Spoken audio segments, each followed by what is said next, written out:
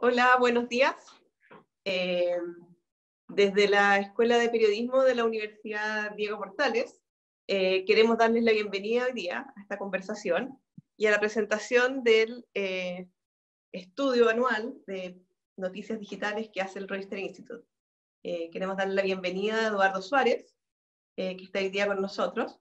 Se los presento. Eduardo es un periodista español que inició su carrera en el diario El Mundo, donde trabajó muchos años como corresponsal en distintos países de Europa y también en Nueva York.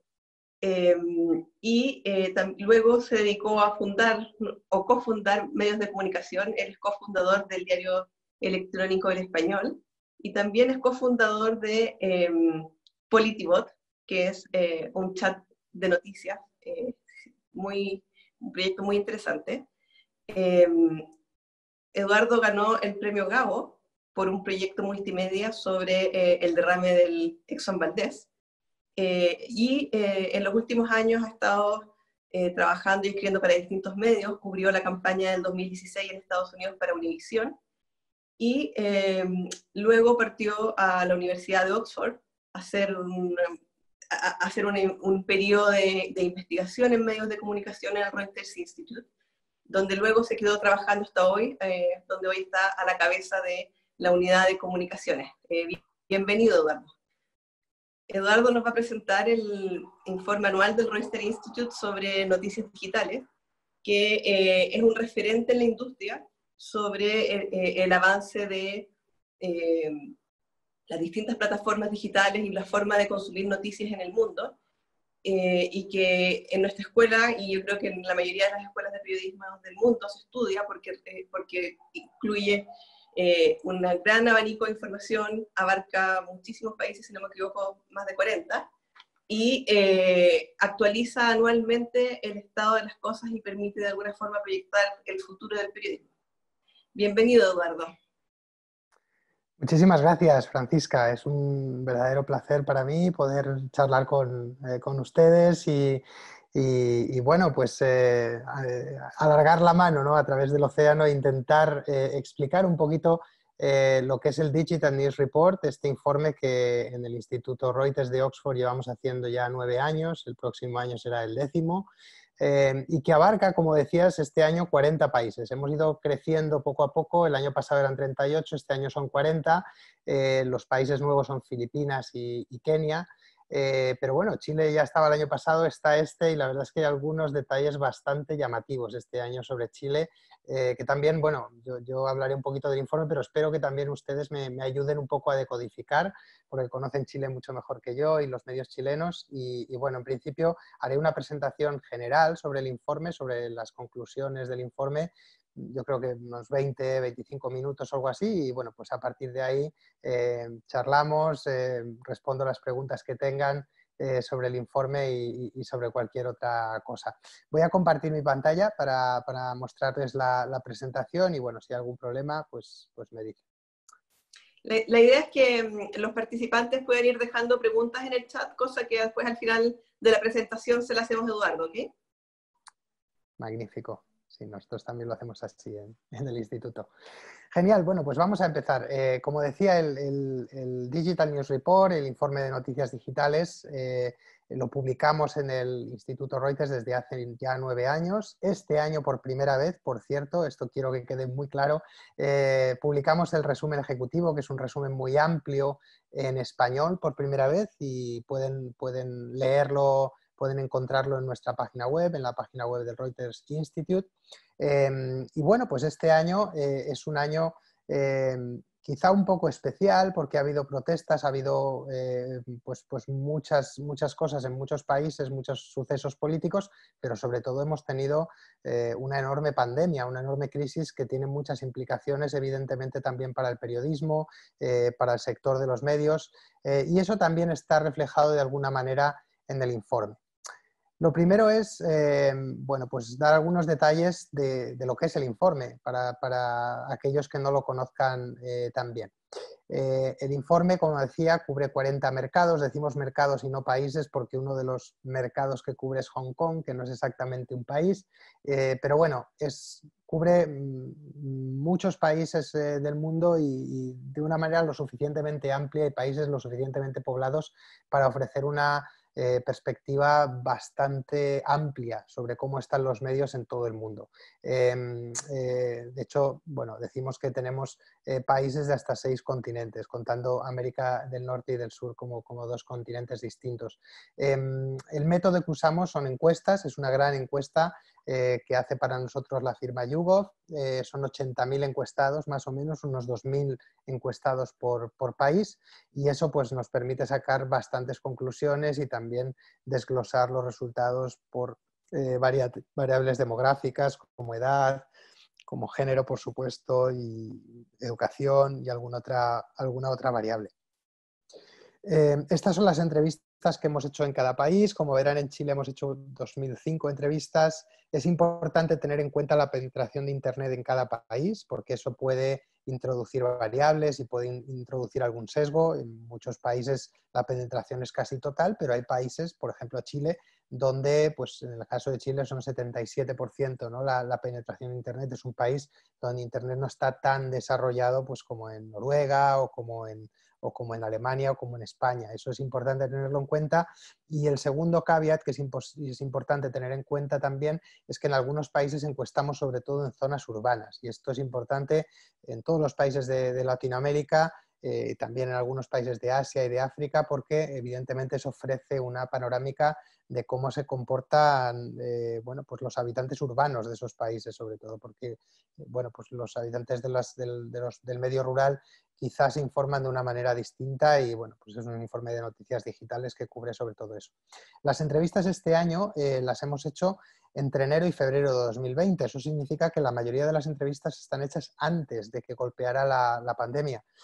Es cierto que hemos hecho también entrevistas en 6 países a principios de abril, y eso, 6 países, entre ellos España y Argentina, por cierto, no Chile, pero eso nos ofrece también bueno, pues algún dato, digamos, para saber cómo ha evolucionado el sector de los medios también durante esos meses, que es importante saberlo, sobre todo en países como, bueno, los países europeos, donde golpeó tan fuerte la pandemia en marzo. Sé que ahora en Latinoamérica está golpeando, es ahora el momento en el que está golpeando duro, y eso nos puede dar algunas pistas sobre cómo puede influir, al menos a corto plazo, el coronavirus en los medios, que es algo, bueno, pues muy importante, ¿no? Ahora hay mucho debate, ¿no?, sobre el impacto dañino, sobre todo, que puede tener para el sector de los medios en lo económico, sobre todo. Lo primero, sobre todo en relación a la pandemia que hablábamos antes, es que el impacto de la pandemia y de los confinamientos, como los que hemos visto aquí en España, en Italia y en otros países, lo primero es el consumo de noticias, que se ha disparado. Lo hemos visto en los países europeos, entiendo que ahora lo estén viendo también allí en Latinoamérica. En el caso, por ejemplo, del Reino Unido, subió hasta 16 puntos entre enero y abril el consumo de noticias en televisión, que era un medio que estaba en baja forma, que estaba decayendo, y en cambio, pues bueno, al estar tanto tiempo en casa y al tener toda esa ansiedad de saber qué está pasando, qué va a pasar, cómo podemos protegernos, ha hecho bueno, pues que la audiencia de las televisiones y de los noticieros se haya disparado, al menos en torno a marzo y abril.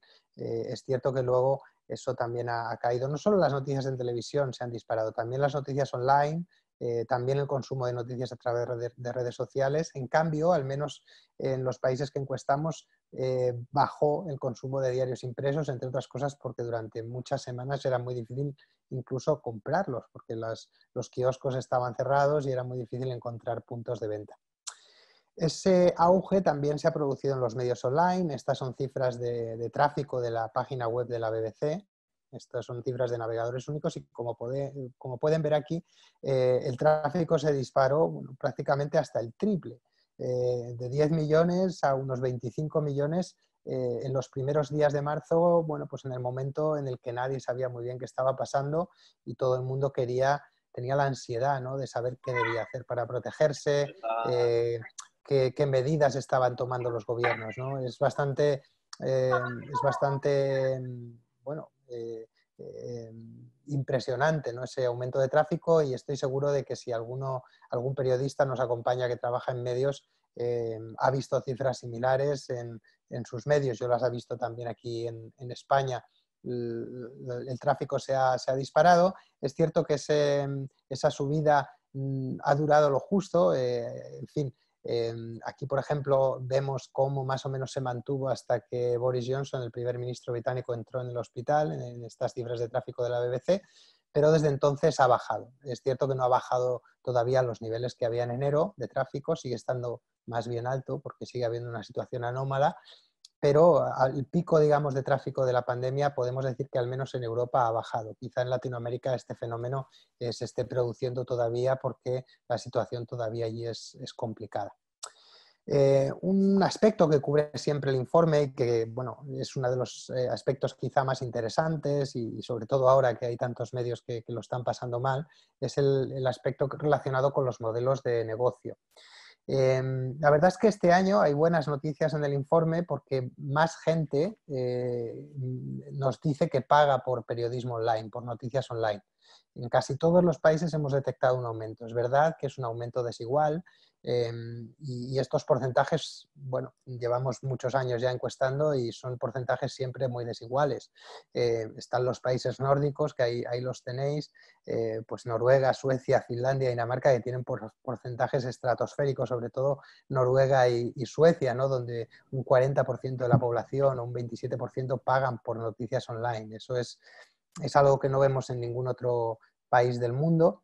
En Estados Unidos vimos un aumento muy grande del porcentaje de gente que pagaba cuando Trump fue elegido en 2016, pero lo cierto es que este año hemos vuelto a notar un ascenso y, como decía, no se puede atribuir a la pandemia porque la encuesta está hecha antes de la pandemia.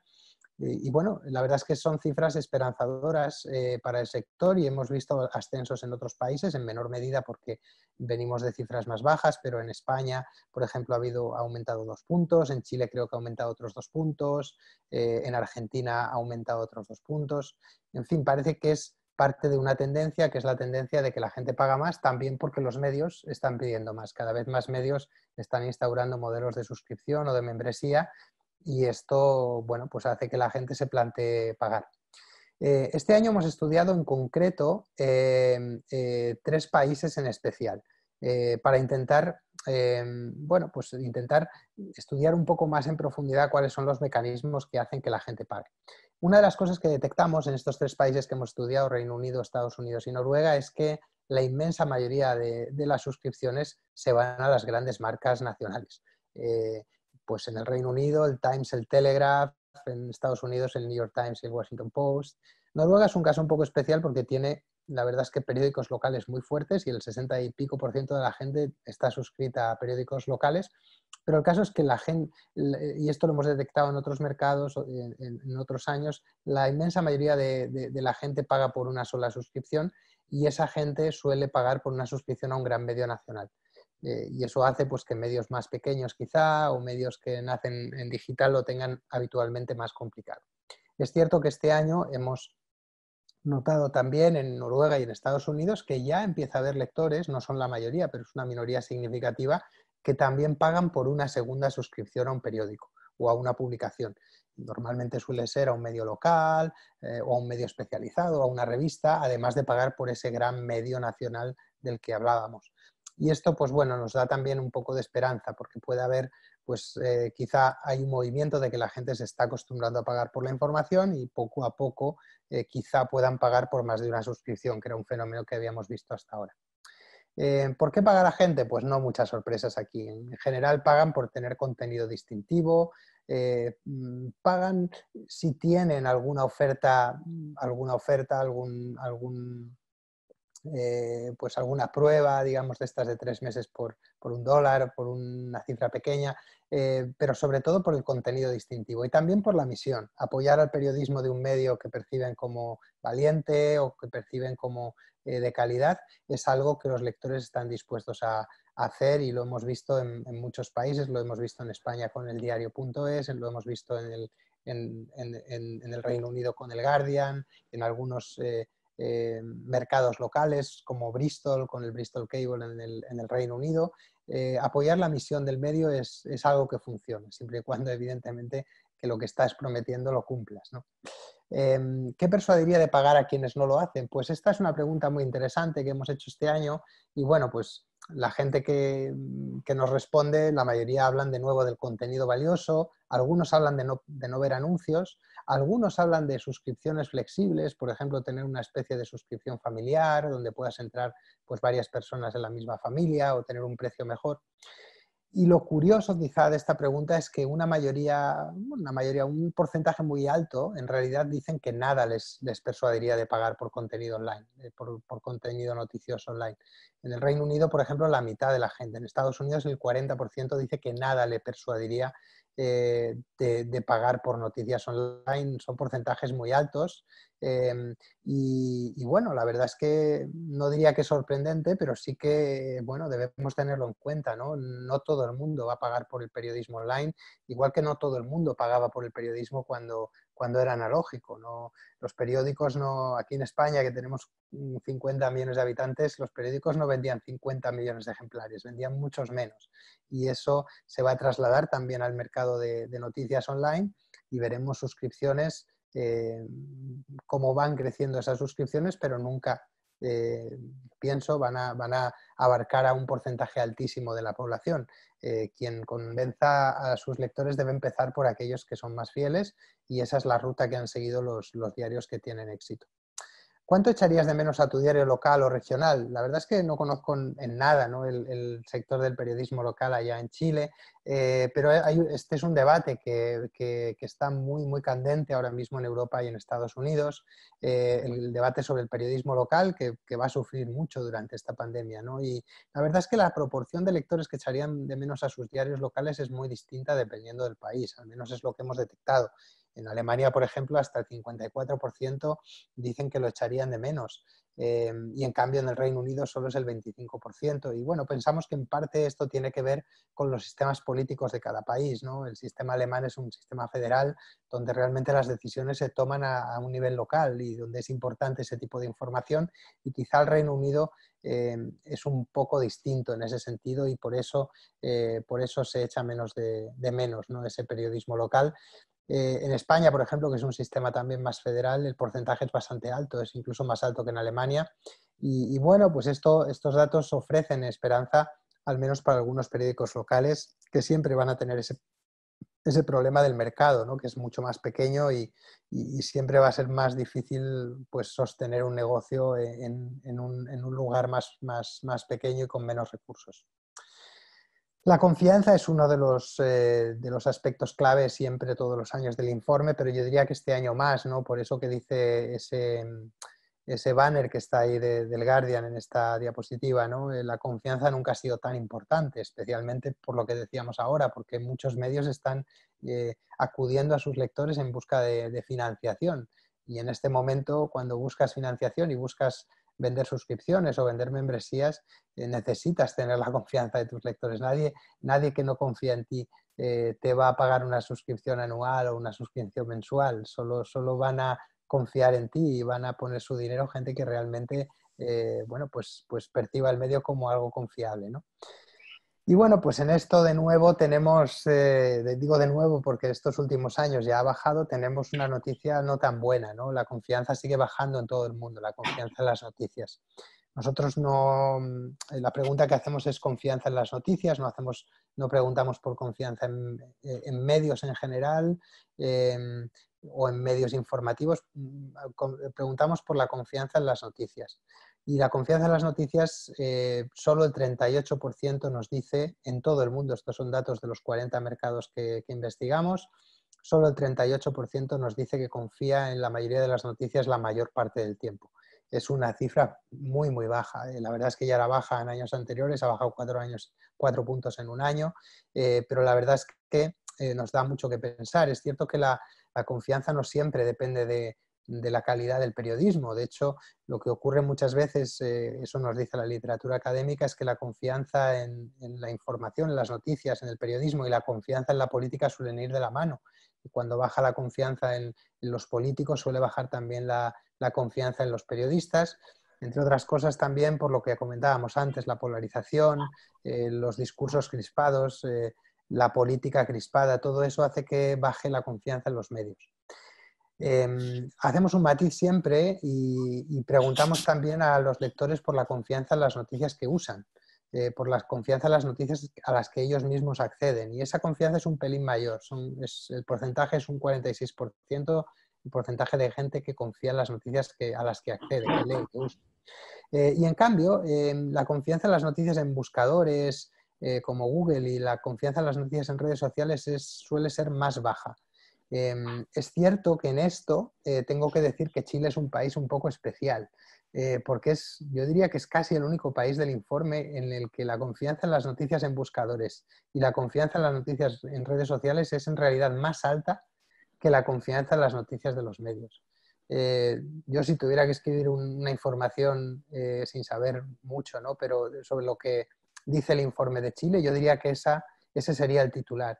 Es quizá uno de los pocos países del mundo donde la gente se fía más de las noticias que ve en buscadores y las noticias que ve en redes sociales que de las noticias que ve directamente en los medios.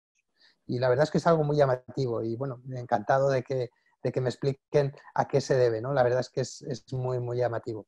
El otro gran titular, evidentemente, sobre Chile del informe es el desplome de la confianza en las noticias en Chile. Este año ha caído hasta 15 puntos, ¿no? Es el país donde más ha caído la confianza este año, después de Hong Kong, donde ha caído 16 puntos. Y la verdad es que los dos países tienen algo en común, ¿no? En los dos lugares ha habido unas protestas muy grandes en el último año y una enorme polarización política, una enorme crispación política y, de nuevo, como decía anteriormente, esos son fenómenos que contribuyen al desplome de la confianza en los medios y que sin duda tienen algo que ver con ese desplome. También ahí está la caída en el Reino Unido, ¿no? 12 puntos ha caído la confianza este año, ha sido el año de esas elecciones tan divisivas, ¿no? Que vimos en diciembre del año pasado, ha sido el año de las negociaciones del Brexit. En España también, en España, que es mi país, ha caído la confianza en medios este año 7 puntos, después de un año también muy duro donde hemos tenido 2 elecciones en el mismo año, donde ha habido un bloqueo político que ha durado durante meses, donde hemos tenido la emergencia de la extrema derecha en España con un discurso contra los medios. Todo esto influye en la confianza en las noticias y creo que en todos estos países que he citado ha influido también. La verdad es que lo que es importante también tener en cuenta es que la confianza en las noticias no siempre se da por igual a izquierda y derecha. Este gráfico que ven aquí es un gráfico del Reino Unido y aquí ven que la confianza ha ido cayendo en el Reino Unido de una manera homogénea, izquierda y derecha, hasta este año. La verdad es que este año las elecciones han tenido un impacto grande en la confianza de las personas de izquierda en los medios, que de repente han visto cómo la confianza, han visto cómo de repente la confianza se desplomaba entre los ciudadanos de izquierda. Un 15%, solo un 15% de los británicos que se definen como de izquierdas confían en los medios. Es un porcentaje bajísimo que nos remite un poco a lo que ocurre en Estados Unidos, donde hay porcentajes muy similares entre la gente de derecha. Entonces, bueno, es muy llamativo y tiene que ver, por supuesto, con los ataques de Jeremy Corbyn, el líder laborista, contra la prensa, tiene que ver con esas negociaciones del Brexit, tiene que ver con esa derrota electoral laborista en diciembre. Pero bueno, es importante saber que no siempre la caída en la confianza es homogénea. ¿Quieren los lectores noticias neutrales? Una de las cosas más importantes del informe. Yo no sé lo que ustedes piensan, pero lo cierto es que en el informe la mayoría de la gente dice que sí, que quieren noticias neutrales, noticias que no tengan un punto de vista en concreto, que sean más o menos imparciales. Es cierto que los porcentajes no son iguales para cada país y que hay porcentajes o hay países donde el porcentaje de personas que quieren noticias parciales, noticias que reflejen sus puntos de vista son más altos. Ahí está España, el 34%, Brasil, el 43%, Estados Unidos, el 30%, pero en general y en casi todos los países es más alto el porcentaje de lo que llamamos la mayoría silenciosa, esa mayoría que quizá no es tan ruidosa, pero que en realidad prefiere información imparcial. Lo que vemos también es que es más alto ese porcentaje en países con una tradición más grande de medios públicos imparciales. Y ahí está el Reino Unido y su BBC, ahí está Japón, que tiene también un medio público NHK, la televisión pública muy fuerte. Ahí está Alemania, que tiene ARD, y la ZDF, que son televisiones públicas también muy fuertes, imparciales. Pues son países donde esta tradición está más viva, pero en general la gente nos dice que prefiere noticias más o menos imparciales. Creo que eso es una lección también, no debería ser una lección para nosotros como periodistas, ¿no? Es cierto también que la gente más joven prefiere noticias con un punto de vista y que compartan su punto de vista. El porcentaje es más alto entre la gente más joven. Sigue siendo más alto el porcentaje de los jóvenes que prefieren esas noticias sin punto de vista, pero es cierto que entre los jóvenes hay más porcentaje de personas que prefieren o que, digamos, no están tan apegados a la información imparcial e incluso prefieren a veces ese 17% que ven ahí, informaciones que desafíen sus puntos de vista. Yo creo que eso es curioso y la verdad es que quizá un poco contraintuitivo. Otra de las cosas que investigamos también en el Reuters Institute es la desinformación y cómo los ciudadanos la perciben. Y una de las cosas que siempre subrayamos, porque suele estar en cada informe y que también está en este informe de este año, es que lo que más preocupa en realidad de la desinformación, cuando preguntamos a los ciudadanos, no es la desinformación que viene de países como China o Rusia o de gobiernos extranjeros, o tampoco incluso es la que se encuentra en aplicaciones de mensajería o la que difundimos a veces los periodistas, sino en realidad lo que más les preocupa son los bulos que difunden los propios políticos y la información errónea o engañosa que difunden los propios políticos. Un 40% en todos los países que cubre el informe, un 40% de los encuestados citan a los políticos como su principal fuente de preocupación en lo referente a la desinformación. La verdad es que es una cifra altísima. Es cierto que, de nuevo, esto varía un poco de país en país y también varía por ideologías. En este caso, en Estados Unidos, eso es cierto en general, pero los ciudadanos de derecha, a quienes culpan de verdad por la desinformación, es sobre todo a los medios de comunicación y a los periodistas. Y esto es curioso y tiene que ver, evidentemente, con esa dialéctica tan agresiva de Donald Trump contra los medios. En el Reino Unido, por ejemplo, que tiene también un gobierno de derecha ahora mismo y más o menos populista, pero quizás sin esa dialéctica tan fuerte contra los medios que tiene Trump, pues ese porcentaje entre la gente de derecha es mucho menor, ¿no? Aquí yo creo que este gráfico refleja muy bien el impacto que tiene Trump muchas veces sobre el discurso público en Estados Unidos, al margen de que, por supuesto, esa desconfianza hacia los medios entre la derecha americana viene de mucho más atrás y precede a Trump, data quizá incluso hasta de los años 70, 80, ¿no? Pero eso lo vemos y es un fenómeno muy de Estados Unidos, donde la derecha siempre ha desconfiado mucho de los medios y sigue desconfiando en este entorno más digital. Los políticos son la principal preocupación, pero eso no quiere decir que la gente no se preocupe, que no le preocupe lo que circula por las plataformas, ¿no? La verdad es que encontramos mucha preocupación, sobre todo por lo que circula en Facebook y en aplicaciones de mensajería como WhatsApp o Facebook Messenger. En algunos países preocupa sobre todo Facebook, como Filipinas o Italia, pero en nuestros países, en los países hispanohablantes, ahí está, bueno, incluso en Brasil, en México, en España, también en Argentina, lo que preocupa de verdad es WhatsApp, que es lo que usamos, ¿no?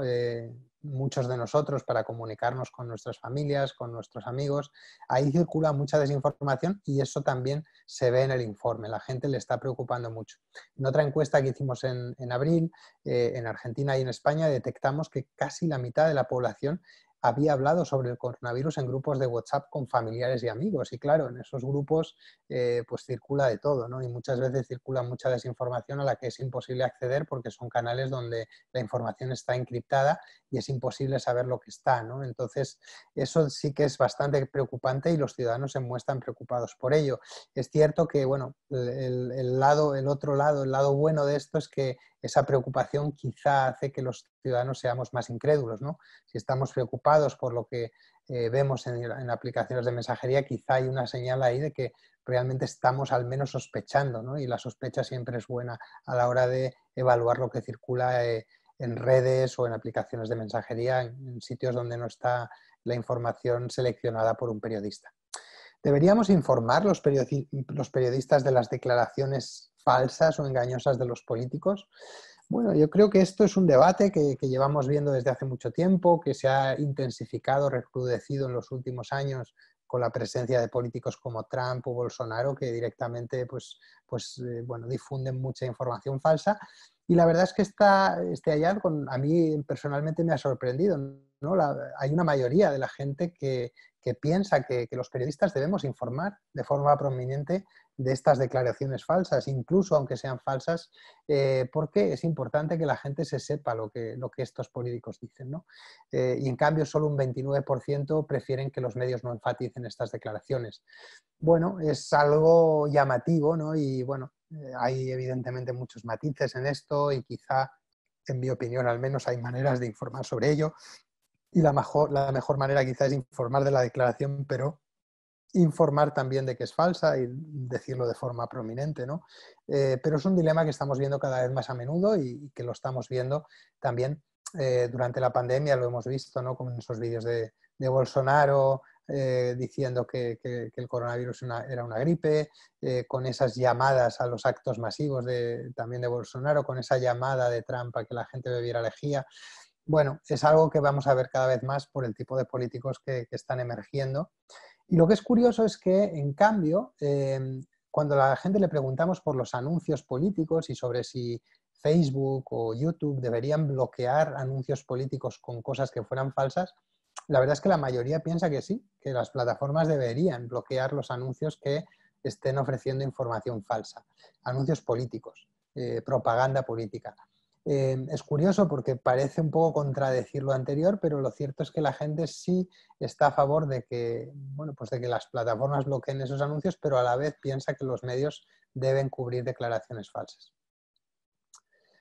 ¿Vuelve la selección editorial? Bueno, lo cierto es que la pandemia está acelerando, creemos, ese giro hacia lo digital, hacia ese mundo mucho más dominado por las plataformas y por los algoritmos, por las grandes aplicaciones de redes sociales, por Facebook, por YouTube. Ese es el mundo al que vamos, pero a la vez, y quizá como reacción o intentando recuperar esa relación más directa con la audiencia, los medios están intentando recuperar formatos que valoren, que den un valor a la selección editorial. El esencial son las newsletters, los boletines, ¿no? El retorno de los boletines lo estamos viendo en muchos medios, hasta un 16% según el informe han seguido las noticias a través de una newsletter. El porcentaje varía un poco entre los países, en Estados Unidos es hasta el 21%. Y bueno, hay todo tipo de newsletters, hay muchas que son, la mayoría son newsletters generales, diarias, y hemos visto muchas sobre el coronavirus en los últimos meses, en las últimas semanas, aquí en España desde luego y en otros países. Pero también hay newsletters más generales y el caso más llamativo quizás es el Morning Update del New York Times, que tiene ya hasta 17 millones de seguidores, 17 millones de personas que reciben esa newsletter cada mañana, ¿no? Y bueno, pues son productos que replican un poco, han conseguido replicar la lectura matutina del periódico, igual que antes nos sentábamos a desayunar pues con un periódico de papel, cada vez más gente se sienta ahora a desayunar con esas newsletters en su correo electrónico, pues con ese, bueno, pues esa forma, digamos, de seguir un poco lo que ha pasado el día anterior, pues con esa lectura que puede durar 5 o 10 minutos y que te pone al día en algunas ocasiones con una voz un poco especial. El caso del Morning Update del New York Times acaba de tomar las riendas, por ejemplo, David Leonhardt, que es un periodista muy experto y con una voz y con un peso especial, ¿no? Y yo creo que vamos a ese tipo de productos cada vez más, y lo estamos viendo en medios de Estados Unidos y de muchos otros países. El otro gran producto, el otro gran formato que digamos, pone en valor esa selección editorial son los podcasts, y en el informe estamos viendo que están teniendo mucho éxito en muchos países. Hasta un 31% nos dice que consume podcast de forma regular en 20 países, es una media de esos 20 países, y hemos visto muchos sobre el coronavirus, ¿no? El más famoso quizá este de Alemania, ¿no? Con Christian Drosten, el gran epidemiólogo alemán, que se ha hecho conocidísimo, y bueno, de hecho este podcast que ha hecho, que es el gran epidemiólogo de referencia en Alemania, ha estado en el número 1 de Apple durante muchas semanas, ¿no? Ahí está el valor de la información en audio, en este caso a través de la radio pública alemana, ¿no? El 50% de los encuestados nos dicen que los podcasts les ofrecen una comprensión más profunda de los asuntos de actualidad, ¿no? Quizá ese es el truco, ¿no? de este formato, que te da pie a profundizar más y también a consumir información de otra manera mientras estás haciendo otras cosas, estás ocupado, cocinando o no sé, haciendo algún recado en la casa o paseando o haciendo otra cosa. Creo que son los dos puntos fuertes de este formato que tiene tanto éxito. Bueno, antes de las preguntas y para resumir las 5 ideas un poco de las que hemos hablado, ¿no? En cuanto al coronavirus, que evidentemente ha golpeado primero aquí en Europa, pero creo que son pues lecciones válidas para cualquier país. Es algo que ha disparado la demanda de noticias y lo hemos visto desde el principio de la crisis, en el momento más duro de la crisis, pero lo seguimos viendo ahora. Es una situación irregular la que vivimos y probablemente hasta que no haya vacuna, hasta que no haya un tratamiento eficaz, vamos a seguir en un mundo donde la información es una cuestión de vida o muerte, es una cuestión realmente relevante en las vidas de la gente, y eso es una oportunidad para los medios, y por eso hemos visto ese consumo de noticias disparado en tantos países. Sin embargo, está siendo un problema de ingresos por muchos motivos, ¿no? Para los medios de papel, porque no pueden realmente distribuir su producto en muchos lugares, pero también para los medios digitales, porque los ingresos por publicidad están bajando. Durante muchas semanas vimos cómo las empresas no querían que sus anuncios estuvieran en informaciones sobre el coronavirus, cuando los periódicos, el 90% de lo que publicaban tenía que ver de alguna u otra manera con la pandemia, ¿no? Esto es un problema para los medios. Vamos a ver grandes problemas económicos en medios en los próximos meses, entre otras cosas por la crisis enorme económica que se nos viene encima, ¿no? Esto va a provocar quiebras de empresas, va a reducir los presupuestos de publicidad y lo van a pesar peor seguramente esos medios que no tienen modelos de negocio centrados en los lectores y que dependen más de la publicidad digital y sobre todo los que dependen de la publicidad en papel. En segundo lugar, y enlazando un poco con lo anterior, evidentemente esta pandemia va a acelerar la transición de los modelos de negocio a modelos basados en las membresías o en las suscripciones. Y en este sentido el informe aporta algo bueno, una buena noticia, que es que está subiendo el porcentaje de gente que se suscribe a medios.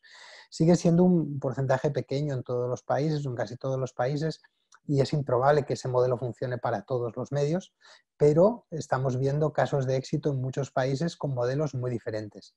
Es cierto que en la mayoría de los países las suscripciones o las membresías son un complemento. Muy pocos medios tienen un 100% de sus ingresos solo de suscripciones. Yo creo que el único caso quizás es Mediapart en Francia, que es un medio muy exitoso, pero la inmensa mayoría tienen una mezcla de ingresos, donde hay publicidad, donde hay membresía o suscripción, donde hay quizás eventos, donde hay otras cosas.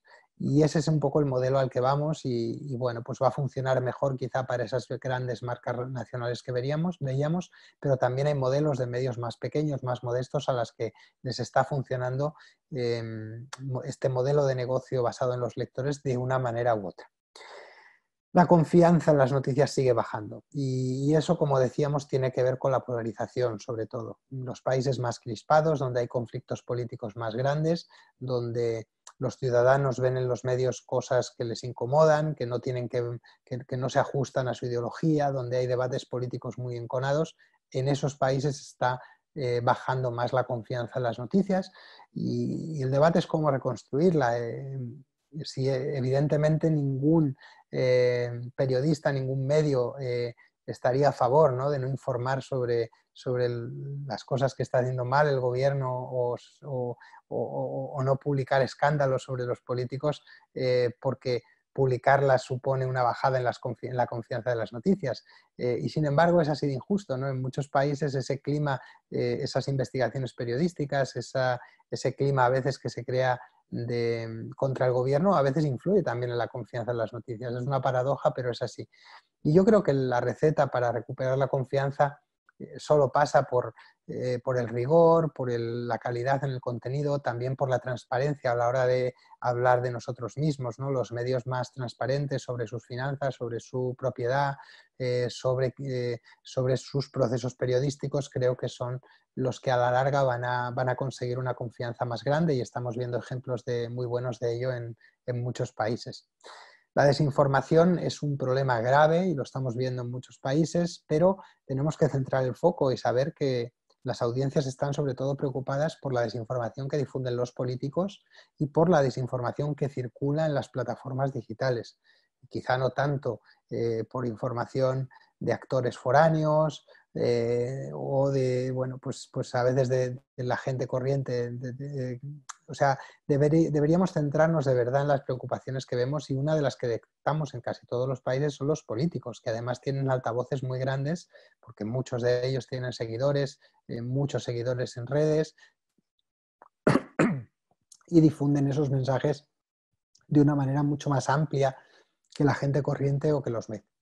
Eso es muy importante saberlo y es importante tenerlo en cuenta a la hora de actuar.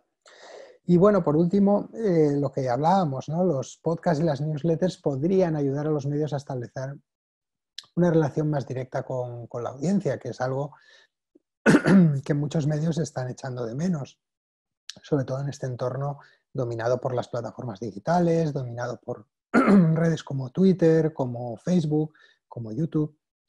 Es importante establecer canales directos de relación con la audiencia y una suscripción a un podcast o una suscripción a una newsletter es algo muy, muy valioso y por eso tantos medios están probándolo para suscriptores o también simplemente para lectores fieles a los que quizá en algún momento convertir en suscriptores o en socios.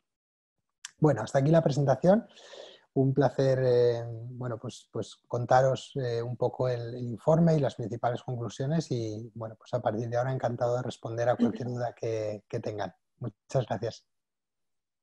Muchas gracias, Eduardo. Tenemos ya varias preguntas en el chat, pero antes de ir allá, quería hacerte una pregunta un poco más genérica de Chile. Bueno, una de las cosas fascinantes de este estudio, este año particularmente, es que de alguna forma nos muestra muchas de las contradicciones que tenemos como consumidores de noticias, ¿no? Lo que queremos versus lo que hacemos. En el caso de Chile, bueno, bien dramática la caída de 15 puntos de la confianza en las noticias, hasta un 30%, digamos. Y ustedes ensayan una hipótesis sobre por qué eso pasa y dicen que en parte durante el estallido quedó bastante en claro o que existe una demanda de mayor diversidad y que la gente percibe a los medios de comunicación chilenos como alineados con el poder, digamos, con la élite. Y por otro lado, y coherente con esto, digamos, hay una caída en el consumo de medios tradicionales y por primera vez, o sea, las redes sociales ya habían desplazado a la prensa escrita, ya la radio, y ahora este año también desplazan a la televisión como principal fuente de noticias. En los datos de Chile, el 80% de las personas que consumen, tienen redes sociales de las más populares como Facebook y WhatsApp, y el 63% lo usa para Facebook para consumir noticias, y el 40% ocupa WhatsApp para consumir noticias. Y por otro lado, hay más confianza al parecer que en otros países en esos medios. ¿Cuál es el riesgo de esta mezcla? Desconfianza en los medios tradicionales, aumento de la confianza en las redes, y qué implicancias tiene para la calidad de la información que reciben las personas. Bueno, es la pregunta del millón, Francisca. Evidentemente, bueno, para mí, viendo las cifras de Chile, y he visto las cifras de otros países estos días, y bueno, y seguiré viéndolas porque el informe de verdad es un recurso, es inagotable, ¿no? Y puedes volver a él y sigues viendo cosas nuevas, ¿no? Pero viendo las cifras de Chile, efectivamente, refleja un cóctel realmente explosivo. O sea, en mi opinión, vamos, yo no conozco de nada los medios chilenos, de verdad, y no voy a hacer grandes juicios sobre cómo es la prensa en Chile, pero sí veo lo que hay en el informe y tú lo has descrito muy bien. El cóctel es el siguiente: la confianza en los medios o en las noticias, como nosotros preguntamos, que son las noticias sobre todo de los medios, a las que accede la gente de forma directa, la confianza es muy baja. La confianza es una de las más bajas del mundo. En Francia, por ejemplo, es aún más baja y en otros países, pero un 30% es muy baja. Si hay 10 personas en una habitación, hay 7 que no confían en las noticias que leen en los medios. Es realmente grande. Pero luego además, y eso es algo, de verdad es un fenómeno casi único de Chile, es ese segundo escalón, que es que la gente se fía más de las noticias que encuentra en buscadores o en redes sociales. Y es cierto, y podemos decir también, que bueno, la mayoría de las cosas de las noticias que encuentran en esos medios, tanto en buscadores como en redes sociales, probablemente son noticias de medios también, pero son noticias a las que llegan de otra manera. Y la forma en la que llegan a esas noticias en ocasiones puede ser incluso ni siquiera abriendo el enlace de la noticia. A veces probablemente simplemente las ven pasar por su timeline o por su muro de Facebook, o a veces las buscan en el buscador y ni siquiera entran a ellas. Eso es preocupante porque refleja quizá un panorama, un ecosistema de medios o de audiencia que no se está informando quizá de la manera más fiable, ¿no? De que está, digamos, recibiendo estímulos informativos o teniendo una dieta informativa que quizá no es la mejor, ¿no? Y además es que contrasta con otros países. Hay otros países que son lo contrario. Normalmente el país tipo, digamos, que vemos en el informe es un país donde la confianza en noticias, en medios, en noticias es más alta, alrededor de un 40% más o menos, y en cambio la confianza en lo que ven en redes y en buscadores suele ser menor, suele haber una brecha que decimos de unos 20 puntos normalmente. Entonces el caso de Chile es muy curioso porque en Chile es mayor la confianza en buscadores y en redes sociales. Y la verdad es que, de nuevo, lo que da un poco más de miedo es la falta de escepticismo, ¿no? Porque lo que suele circular, lo que a veces circula en redes sociales, quizá no tanto en buscadores, pero desde luego en redes sociales, son a veces cosas sin contrastar, con lo cual, si confías en ello y a la vez consumes más redes sociales, el dato que has dicho de Facebook, por ejemplo, que en Chile es altísimo, hasta el 60% de la gente ve noticias o usa Facebook para informarse, ¿no? Eso es un dato muy alto, es mucho más alto que España, por ejemplo. También es alto el dato de WhatsApp, de gente que usa WhatsApp para informarse. Bueno, son datos que efectivamente reflejan pues un panorama un poco inquietante. Por ejemplo, si lo comparamos con el caso de Brasil. El caso de Brasil, que es un caso donde también, por ejemplo, Brasil es un país donde creo que es el porcentaje más alto del mundo en la pregunta que hacemos de si la gente le preocupa distinguir lo que es verdad o mentira en Internet. Y ahí en Brasil sale un 80 y pico por ciento de la gente le preocupa distinguir entre lo que es verdad y mentira. Pero lo cierto es que luego la confianza en los medios en Brasil es bastante más alta. Y entonces eso te está hablando de un país que quizá es mucho más escéptico sobre lo que ve en Internet, precisamente quizá porque ha visto mucha desinformación, pero a la vez confía mucho en los medios, confía más en los medios, ¿no?, que quizá en otros países. Y en Chile eso no lo estamos viendo. Entonces, bueno, pues no lo sé, seguramente tiene algo que ver con lo que dices, pues con la polarización que han visto ustedes allá en el último año, quizá con los problemas de inclusión de los medios tradicionales. Hemos visto también protestas contra medios, si no recuerdo mal, en Chile en los últimos meses. Bueno, todo eso estará ahí de alguna manera, pero sí creo que debería ser una llamada de atención para los medios y para los periodistas chilenos, sin duda, el informe. Seguro que sí. Vamos a ver qué dice el público. Juan Agustín Muñiz planteaba hacia el comienzo de la reunión que esta confianza podría deberse a que las redes sociales incluyen a WhatsApp que es donde recibimos información de personas que conocemos, familiares que nos dan confianza, y no de una institución.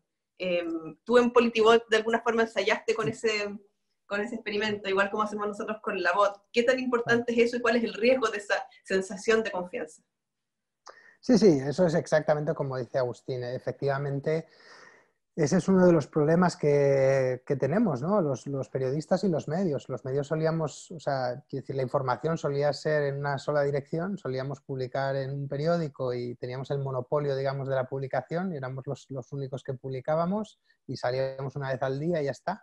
Pero evidentemente eso ha cambiado y vivimos, pues desde hace ya muchísimos años, vivimos en otro mundo, ¿no? Y es un mundo donde evidentemente cualquiera es un emisor, donde mucha gente se fía más pues de su cuñado, de su hermano, de su primo, de su amigo que le envía un enlace por WhatsApp, a veces sin citar fuente, a veces sin ser demasiado preciso, y eso es algo con lo que luchamos.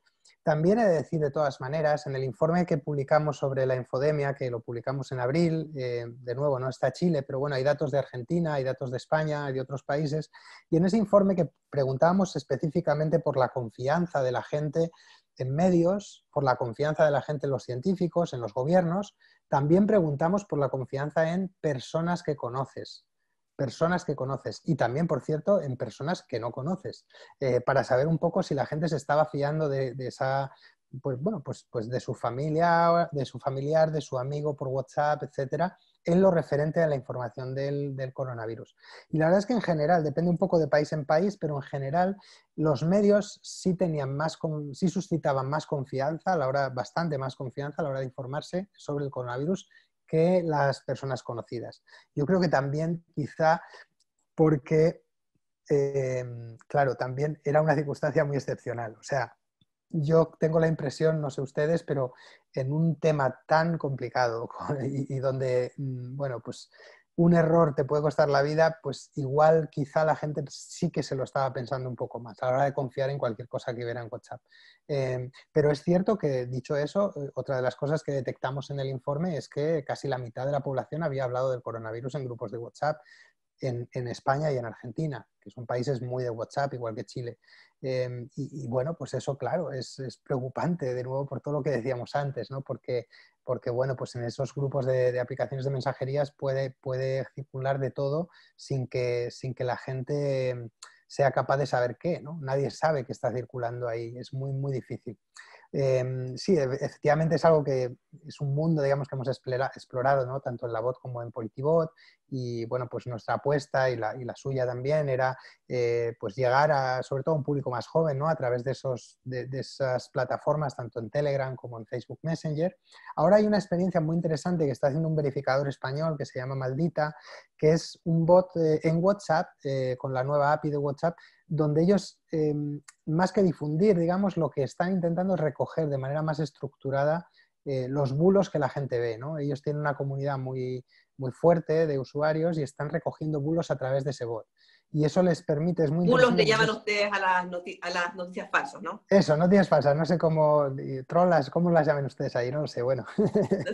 Mentiras también. Mentiras, mentiras. Bueno, pues todas esas mentiras que circulan por WhatsApp, ellos hasta ahora las recogían de forma manual y claro, era un dolor, ¿no? O sea, les entraban, creo que durante la pandemia les han entrado hasta 2000 cada día, entonces era muy difícil.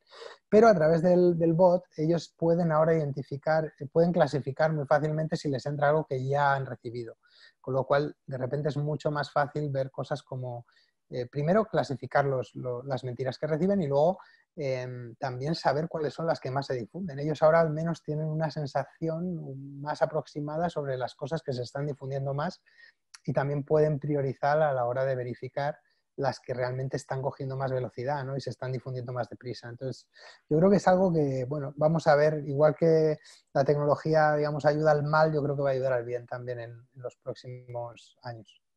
Alguien en el chat preguntaba justamente eso, cuál era la experiencia en Europa con el fact-checking, digamos. ¿Cuánto ayuda a combatir la desinformación o es una pelea un poco contra un gigante que es mucho más fuerte? Bueno, es muy complicado, claro, y con esto de la pandemia ha sido tremendo, ¿no? Allí en el instituto tuvimos a Cristina Tardáguila de la Asociación Internacional de Fact Checkers y ella nos dijo que era el desafío más grande, ¿no?, que han tenido los verificadores desde siempre. Vamos, la pandemia ha sido un tsunami de desinformación.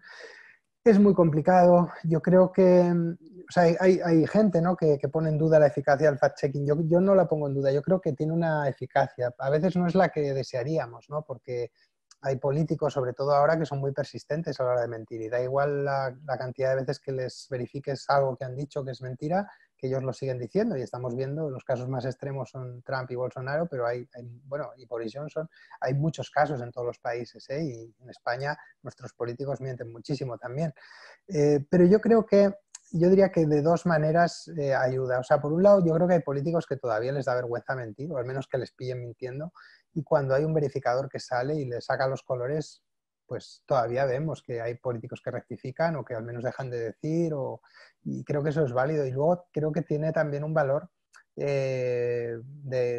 bueno, de que quede por escrito, ¿no?, en algún sitio, de que en algún sitio esté, ¿no? Porque, bueno, o sea, quiero decir, ahí siempre va a haber gente que sea muy partidista, ¿no?, y que se identifique con un partido y que le dé igual, pero yo diría que a la mayoría de la ciudadanía no le da igual. Y de hecho, las cifras que he mostrado antes sobre que la mayoría de la gente prefiere información sin punto de vista tienen que ver con eso. Yo creo que hay una mayoría, hay mucha polarización en la sociedad en muchos países, pero yo creo que sigue habiendo una mayoría de la población que no está tan ideologizada y que en general pues lo que quiere es informarse, saber probablemente no demasiada información, pero lo básico sobre lo que está pasando, y creo que es esencial que siga habiendo alguien que purifique la información y que haya un sitio al que acudir donde sepas que no te mienten, ¿no? Y luego en el tema de la pandemia creo que es esencial corregir sobre todo todas las cosas bestias estas que estamos viendo sobre salud, ¿no? Remedios, esto que salió al principio de la pandemia en Irán, que había cientos o decenas de personas, ¿no?, que habían muerto por beber alcohol de 96 grados. O sea, cosas que pensamos que jamás nadie se va a creer, pero que la gente se cree y se muere por ello, ¿no? Entonces, esas cosas estamos viendo que circulan y que cuando un verificador las desmiente, dejan de circular. Eso es algo que vemos, hay estudios que se han hecho y que es así. Las cosas que son menos políticas yo creo que son donde el fact-checking es todavía más eficaz, porque a nadie le gusta que le mientan y a nadie le gusta morirse de beberse un remedio falso, ¿no? Evidentemente nadie se quiere morir. Entonces creo que es esencial, sobre todo en asuntos de salud, que ese trabajo se haga y se haga muy rápido, porque eso salva vidas. Eliana Jiménez de la Asociación de Mujeres Periodistas de Chile pregunta las fechas de las encuestas, porque ellas hicieron una encuesta en Chile respecto al consumo de medios durante la pandemia, que arrojó un aumento de consumo de los medios tradicionales, si no me equivoco. Sí, eso, mira, pues eso concuerda mucho con los datos nuestros en otros países. Como decía al principio, la mayoría de los datos del estudio este año, como siempre, porque siempre los hacemos en la misma época, son de enero y febrero de este año, enero y febrero. Luego hay 6 países donde hemos hecho encuestas en marzo y abril, pero entre esos países no está Chile. Pero en los países donde hemos encuestado, en esos 6 países, que son Alemania, España, Argentina, Estados Unidos, Reino Unido y Corea, en esos 6 países también hemos detectado un aumento del consumo de noticias durante los meses de la pandemia, y también hemos visto en especial un aumento del consumo en televisión.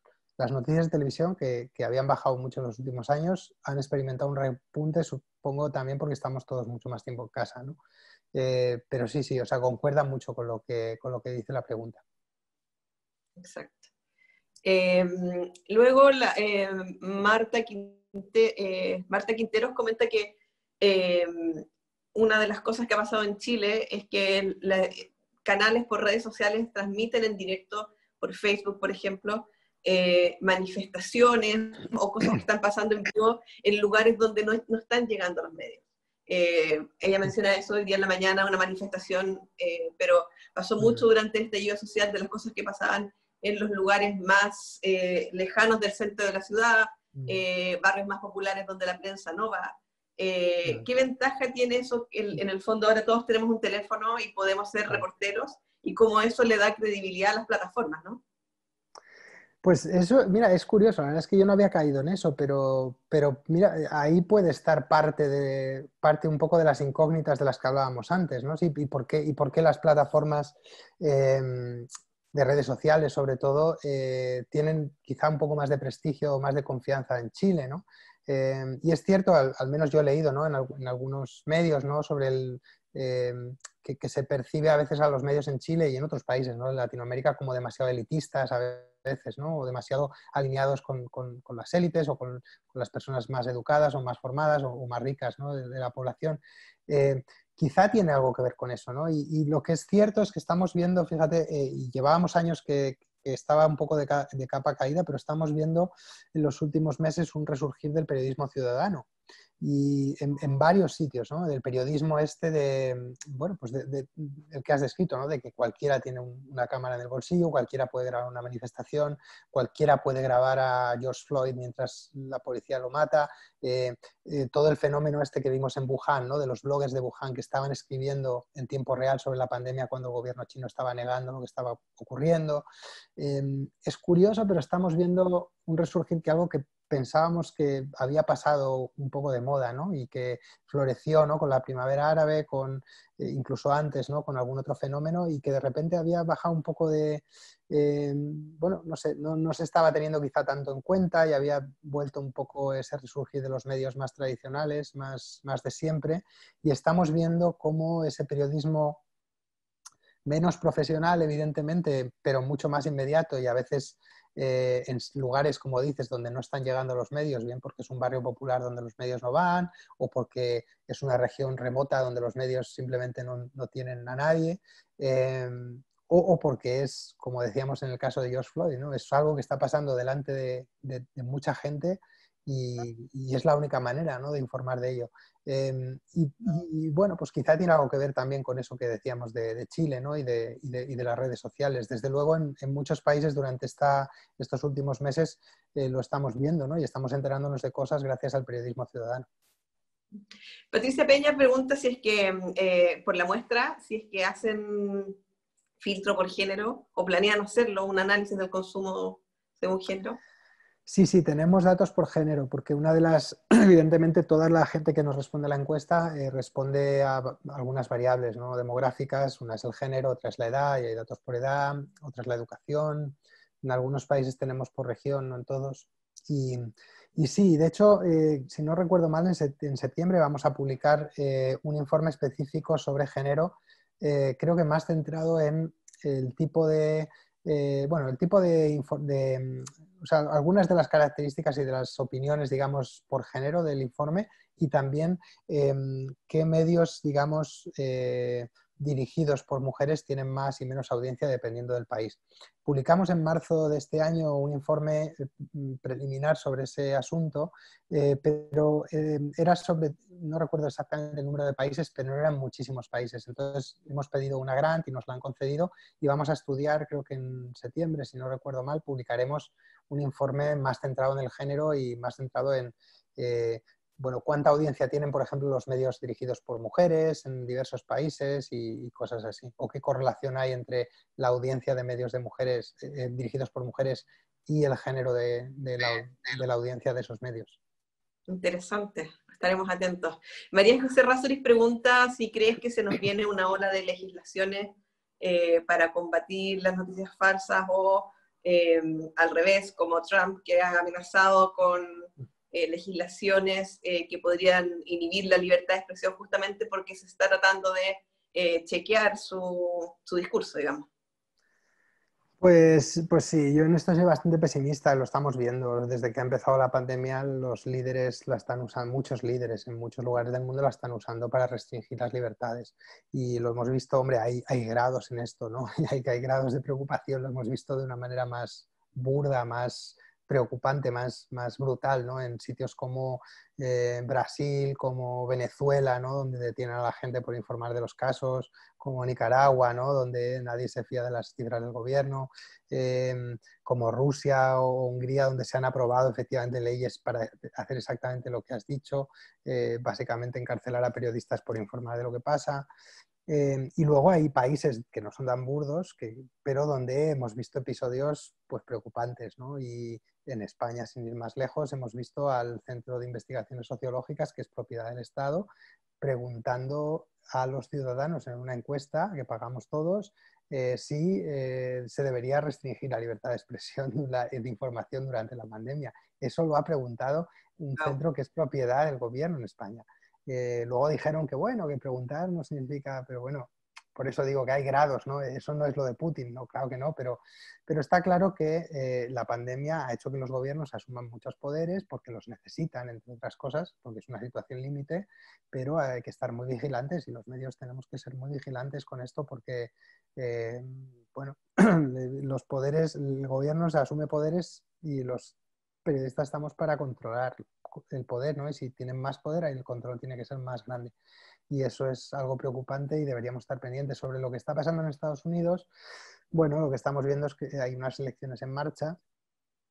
Hay un presidente que está contra las cuerdas porque todos los sondeos le están dando que va a perder y está intentando jugar a eso, ¿no? Jugar a desprestigiar a las plataformas, intentar amañar un poco la elección de diferentes maneras y una de las cosas que he encontrado es, bueno, pues presentar a las plataformas como una excusa un poco por si pierde las elecciones, ¿no? E intentar presentar cualquier actuación de las plataformas, que en ningún momento, por cierto, le han censurado. Es una persona muy afortunada, Trump, porque ha dicho prácticamente lo mismo que dijo Bolsonaro e incluso ha llegado a decir a la gente que se tragara la lejía, algo que no ha dicho Bolsonaro, y en cambio a Trump no le han censurado ningún vídeo en ninguna de las plataformas y en cambio a Bolsonaro sí, tanto en Facebook como en YouTube como en Twitter. Es alguien muy afortunado y tiene que ver con que Estados Unidos evidentemente es un territorio mucho más sensible para Facebook o para YouTube que Brasil. Y entonces pues en Brasil no les tiembla la mano a la hora de quitarle el vídeo a Bolsonaro y en cambio en Estados Unidos se lo piensan mucho más porque evidentemente es el lugar donde están, es el lugar donde más sensible es cualquier cosa que hagan y porque ya se quemaron un poco las manos en 2016, ¿no? con algunas cosas y tienen miedo de lo que puede pasar este año y yo creo que vamos a estar así todo el año porque bueno, pues, va a ser una campaña muy sucia, probablemente Trump no va a poder hacer muchos eventos, aunque bueno, vamos a ver qué hace, ¿no? Y vamos a ver mucho juego sucio de este tipo, ¿no? Más digital, si lo quieres llamar así.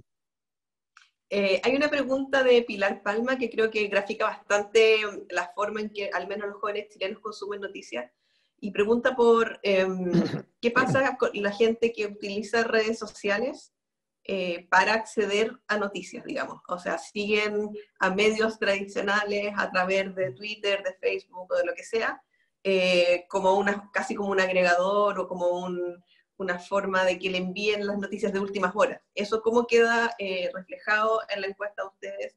Y si es posible hacer como esa división, digamos.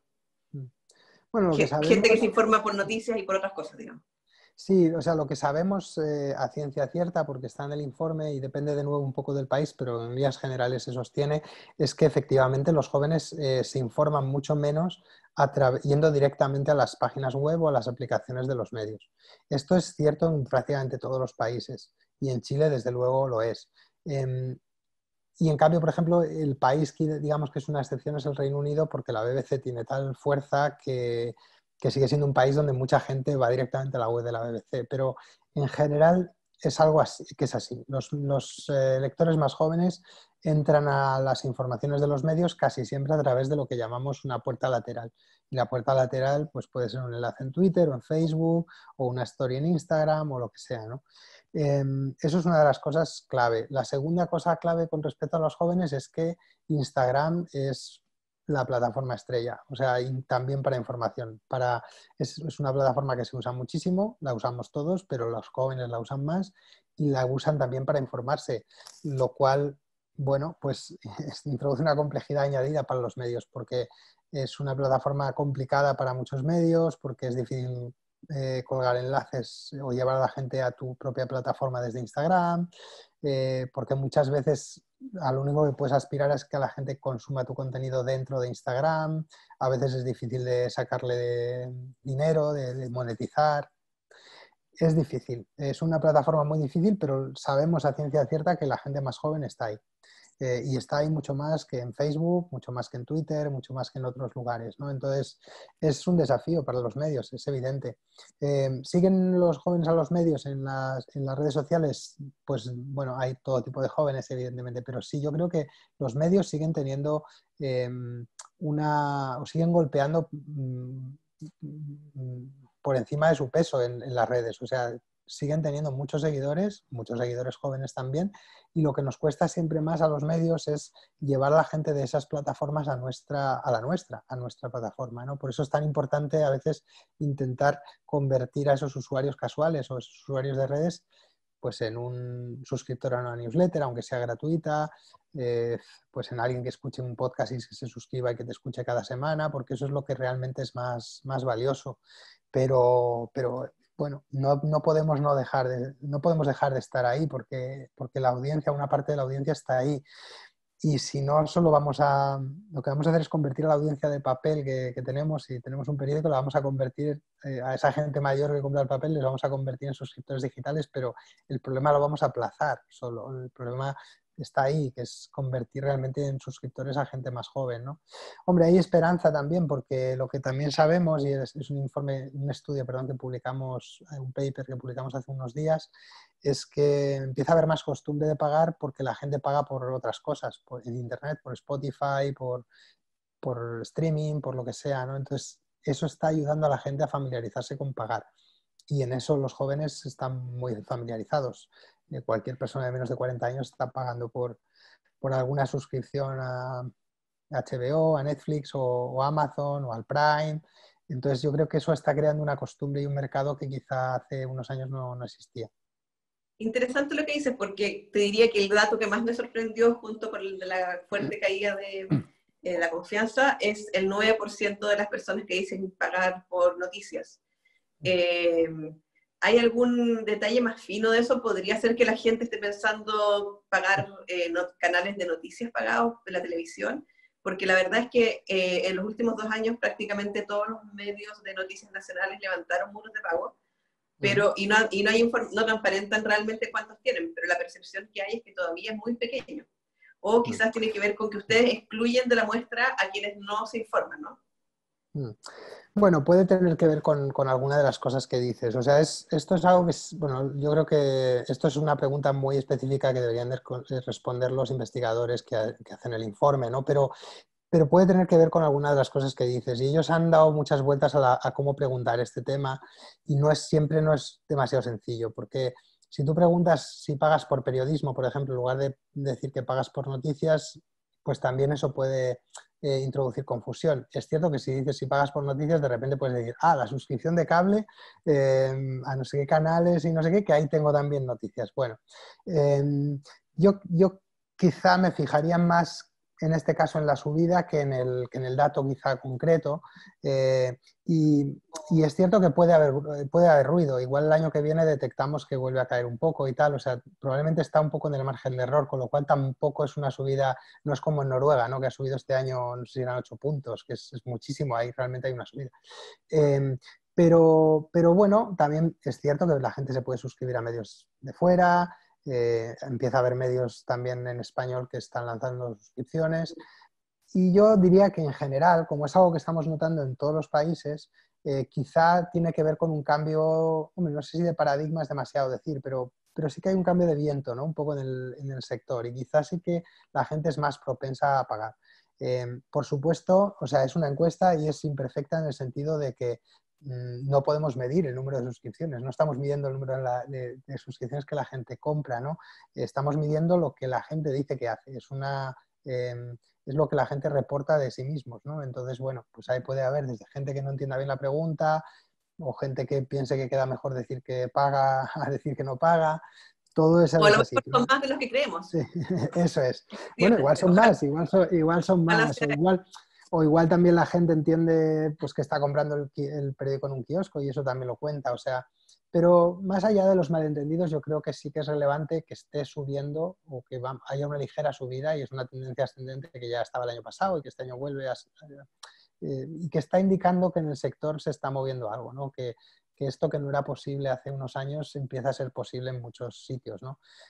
Fíjense, por ejemplo, en Polonia, ¿no? Que es un país relativamente pobre en Europa, donde no hay una tradición especial de lectura como en los países nórdicos, por ejemplo, y es un país donde el 20%, ¿no? Nos dice que paga por los días online y donde hay periódicos como Gazeta Wyborcza que tienen cientos de miles de suscriptores, o sea que es algo real, ¿no? Bueno, yo creo que al menos vamos en esa dirección y vamos a ver, ¿no? En España, por ejemplo, no teníamos ningún muro hace unos meses. Ahora prácticamente todos los periódicos tienen algún tipo de suscripción, ¿no? Y El País, que es el periódico más grande aquí, sacó sus suscripciones digitales en mayo y ha reportado ahora creo que 52.000 suscriptores en apenas 6 semanas. O sea, la gente está pagando. La gente que no pagaba ahora está empezando a pagar. Y bueno, pues yo creo que es algo que por lo menos debería darnos esperanza. Evidentemente cada país es un mundo, ¿no? Pero cada medio tiene que ver, encontrar su camino y su modelo, pero al menos en países donde no ocurría está empezando a ocurrir. Bueno, cerremos con esa esperanza entonces. Muchas Ojalá. gracias, Eduardo, por la presentación y gracias por poner a disposición de las hispanohablantes por primera vez este informe que es muy interesante y nos dice mucho sobre la forma en que consumimos noticias. Sí, no, encantado. Quería subrayar eso, efectivamente, para acabar, de nuevo, que el informe, o digamos la parte más gorda del informe, que es ese resumen ejecutivo, está traducido al español en nuestra página web, de la página web del Reuters Institute. Y también, si alguien se ha quedado con ganas de más, este jueves, el jueves 25 de junio, vamos a hacer un evento en la página web de la Fundación Gabo, que seguro que todos conocen, y bueno, pues va a ser una especie de presentación un pelín más formal que esta y dirigida a un público más panamericano, ¿no? O por lo menos pan-hispanohablante, podemos decir. Y bueno, pues ahí nos va a estar el director del instituto, Rasmus, y va a estar también el director del flamante director del país, porque le acaban de elegir, Javier Moreno, va a estar María Teresa Ronderos de Colombia y va a estar también Natalia Viana de Brasil. Y bueno, pues conversaremos un poco sobre el periodismo en español y sobre lo que refleja un poco el informe. O sea que están todos ustedes invitados. Está el enlace en la página de Gabo, en nuestra página, y es muy fácil de encontrar. Excelente, ahí estaremos entonces. Muchas gracias, Eduardo. Genial, gracias a Que ustedes. estés muy bien. Muy bien, hasta luego, chao, chao, chao. Chao.